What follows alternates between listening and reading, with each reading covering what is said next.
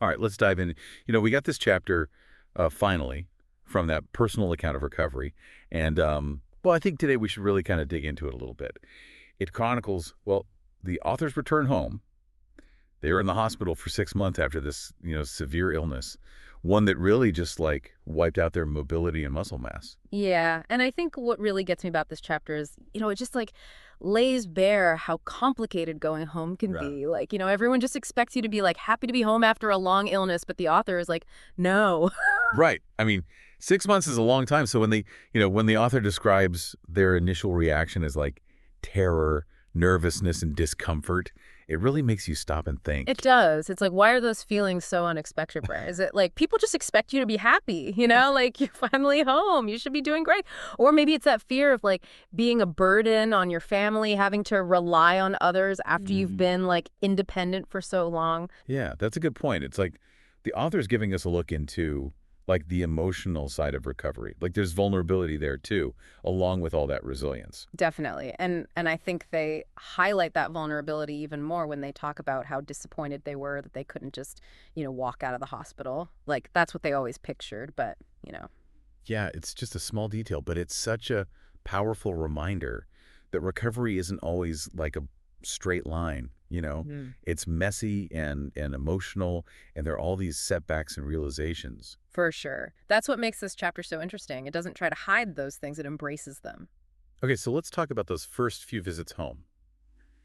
The author couldn't just like waltz out of the hospital and go back to their old life. Right. They could only go home for like short weekend trips. And even then, they had to be transported by ambulance. Like they really couldn't move well on their own. When I was reading this, I kept like imagining what that must have been like. Stuck in bed in the TV room, surrounded by your family, still needing constant physical therapy. It must have been so strange. Like you're home, but, you can't do anything. Still so reliant on everyone else. But even with all that, they really wanted to be home, which makes what happens next, even weirder. Like this new physical therapist comes in. Yeah. Like at first, it seems great. This therapist lives nearby and has like all this time to devote to those long therapy sessions. But it's like, just because something is practical doesn't mean it's good care. Like this therapist just didn't get it. Right. Like they were just following what they learned in school without really seeing like the actual person in front of them, like asking the author to stand on their tiptoes, even though they'd lost so much muscle. That must have been so frustrating. Like you go through all that, finally get home, and then you hit this wall. It gets worse too. Like when the author tried to explain their limitations, the therapist just accused them of being lazy. Like they didn't believe them. But what I really liked is how the author handled it. They didn't like get angry or defensive.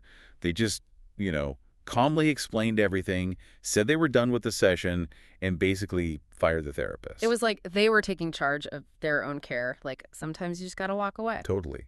And that sets the stage for this like turning point, reuniting with Quentin. Right. Quentin was the physical therapist from the hospital. Like he'd been with the author from the ICU. They already had a bond. So it makes sense that the author would want to keep working with him. Someone who understood their journey, the struggles, the good parts. But like getting him to come to their house, that couldn't have been easy. No, it couldn't have been. Like Quentin still had his job at the hospital and the author needed like intensive specific therapy. Could have been a dead end. But they made it happen. Like the chapter doesn't really say how they did it, but the hospital let Quentin go to the author's house for therapy. That's amazing. Really shows how flexible the hospital was, how dedicated Quentin was, and how important it is to ask for what you need. And from that point on, their relationship just gets even stronger. Definitely. It's more than just patient and therapist. They're on this journey together. It's built on trust. And that's when those weekend visits start turning into like a real return home. Yeah. But it wasn't like one day they were discharged. They just slowly stopped going to the hospital as the author got stronger at home. Like they were being pulled in both directions, hospital and home. And Quentin was there the whole time, guiding them through it all. And like his involvement really becomes constant at this point. He was there like morning, noon, and night, Mhm. helping with baths and bandages, even massaging the author's scars. It's more than just physical therapy. Yeah, like it was all about them. It wasn't just following in a set of exercises. It was about what they needed. And the chapter even mentions that the author's younger sister helped out too. So they really had a great support system, family, and a great therapist. And then, in the middle of all this, we learn that the author wants to go back to school for their senior year. It's such a big goal, considering everything else, but it shows just how determined the author was, how much they wanted to get back to a normal life. It's like a light at the end of the tunnel. Yeah. Their family was really supportive too, but I can only imagine how much work, how much dedication it must have taken. Oh, yeah. Like, it wasn't just the author. Everyone around them helped make it possible. And of course, Quentin was at the center of it all.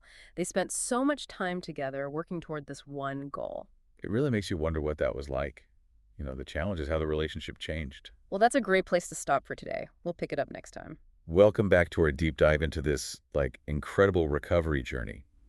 Last time, we were talking about the author wanting to go back to school for their senior year, even though, they still needed so much help from Quentin. It's crazy, right? It just shows you, like, how strong the human spirit is. Even when things are so tough, you can still find hope. Like, instead of just focusing on getting better, the author was already thinking about, getting back to their life, being with their friends, and all that. Yeah. It makes you think about how we define recovery. Yeah.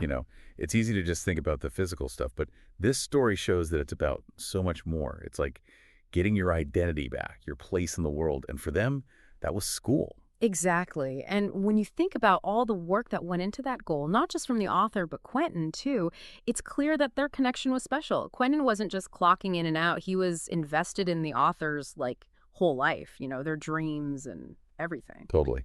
And remember, the chapter keeps talking about how much they were moving, pushing their limits, not letting anything hold them back. Like they were always doing exercises, finding place in the house to practice walking, getting stronger. Did that stand out to you too?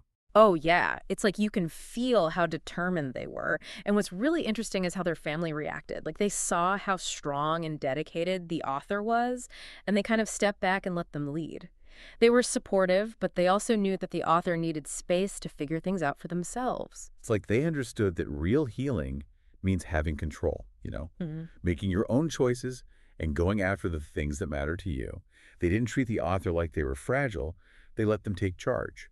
And that seems like it was super important for the author's recovery. Definitely. It wasn't about just letting people take care of them. It was about making their own path, deciding what they wanted their life to look like. Makes me think about how we often forget about that, that drive that comes from inside. We focus on rewards or pressure from other people, but sometimes the strongest thing is just wanting something bad enough. That's a really good point, and it makes you think about how we can encourage that in ourselves and other people. Because the story isn't just about physical recovery, it's about the author figuring out who they are and where they belong. And having Quentin there, supporting and guiding them, that had to make a huge difference. It wasn't just about the therapy itself. It was about having someone who believed in them, someone who saw a future for them. Absolutely. It makes you wonder, though, if maybe relying on one person that much could be too much. We see Quentin doing all this incredible stuff, but could that have, held the author back in the long run? It's something to think about, even though we admire him so much. That's interesting. It brings up the idea of boundaries and burnout, even in relationships where people care about each other a lot. Right. And it reminds us that it's important to have a whole network of support, not just one person.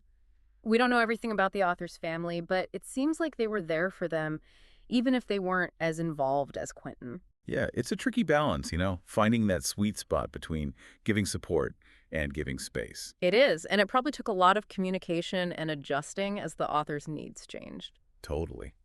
But even with those challenges, you can't deny how powerful human connection is, how having someone who truly believes in you can push you to do amazing things. I completely agree. It reminds you that even when things are really bad, having someone who cares can make all the difference. And that doesn't have to be family or a partner. It can be anyone who understands you and is there for you.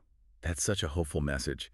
As we keep going with this story, I'm curious to hear what you think about how the author actually went back to school while still recovering. What do you think they had to change? What new problems did they face? And how do you think their relationship with Quentin changed during all of this? We're back, and, we left off wondering about, how did the author actually go back to school? They were still recovering, still needing Quentin's help with so much. I know, right? It seems like impossible. They still needed therapy and help with everyday stuff, and then they had to deal with schoolwork and, being around people all the time. It was like two totally different worlds, and the chapter, doesn't pretend it was easy. It talks about how nervous the author was. about going back to a place they hadn't been in so long, being around people again. Yeah. It's like that honesty is what makes this story so real, you Okay. know? It shows that it's okay to feel like a lot of different things at once. Like you can be scared and strong at the same time. Definitely. And, I'm sure there were a lot of practical things to figure out too, like did they need extra help at school? How did they actually get to class and around campus? Well, the chapter doesn't really go into that, but there had to be challenges. Maybe someone took notes for them, or they had a special schedule, or needed help getting around. It shows how important it is to make sure everyone can participate. Yeah. And not just the physical stuff, but making people feel welcome and understood. Exactly. And this story is a perfect example of that. The author was so determined to go back, and Quentin and their family were there for them every step of the way. It's really encouraging for anyone going through something similar. Like, it shows that you can get through tough stuff if you have the right support. Really inspiring. Yeah. But I keep thinking about Quentin. He started as their therapist at the hospital, and then he was with them almost all the time, and now he's helping them with school. It's amazing how their relationship just kept changing to fit what the author needed. I know, it's incredible. It's like caregiving goes beyond like a job description. It can be about the whole person, their Yeah. emotions, their social life, everything. But it's interesting, right? Because we only get the author's side of the story. Yeah. We don't know what Quentin was thinking or feeling. Did he ever feel, like, overwhelmed? Did those lines ever get blurry for him? It's something to consider. You're right. It's easy to see Quentin as like this perfect caregiver, but he was human too. It shows how important communication and respect are in those kinds of relationships, especially one like this. I know, right? This story has given us so much to think about. Resilience, connection, standing up for yourself, and even how complicated caregiving can be. What's, like, the biggest takeaway for you? I think it's that even when things are really hard, we can choose to be brave, to be strong, and to connect with other people. And this story shows that so well. That's a beautiful way to put it.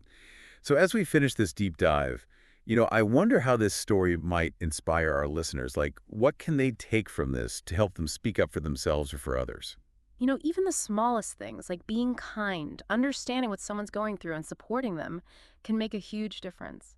As you go through life, remember how strong you are and how powerful it is to connect with people. What a great thought to leave us with. Thanks for joining us on this deep dive. We'll see you next time.